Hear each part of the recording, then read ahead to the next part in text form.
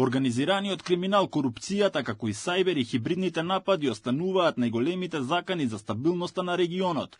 Ова се дел од заклучоците од првиот ден од регионалната конференција посветена на безбедноста и стабилноста на Западен Балкан, која што денес и утре се одржува во Скопје. Вице-премиерот за добро владење и транспарентност Арбен Фетај нагласи дека транспарентноста и одговорноста на институциите се најсилното оружје против злоупотребите и корупцијата. Република Северна Македонија, на начин што е дел од организаторите заедно со RCC и италијанската влада, покажува дека е одлучна за регионалната безбедност и за безбедноста во регионот.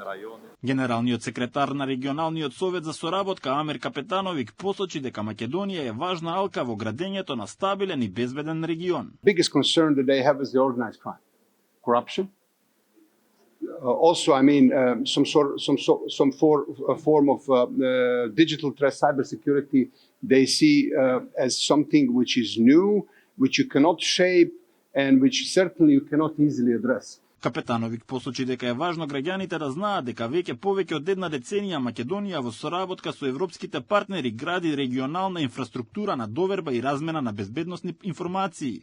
А како пример за постигнатите резултати ги посочи 17.000 уништени парчиња оружје од 2018 година.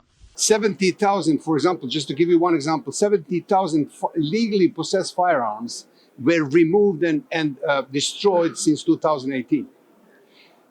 We also putting a severe emphasis on cybersecurity because according to some recent analysis, the cyber threat in the Western Balkans surged by 200%. Инаку конференцијата се одржува во клучен момент кога Европската Унија ги интензивира напорите за европската одбрана, проширувањето на Шенген и планот за раст. Италија ја потврдува својата посветеност кон регионот, додека Македонија покажува лидерство во согласувањето со европските безбедносни стандарди.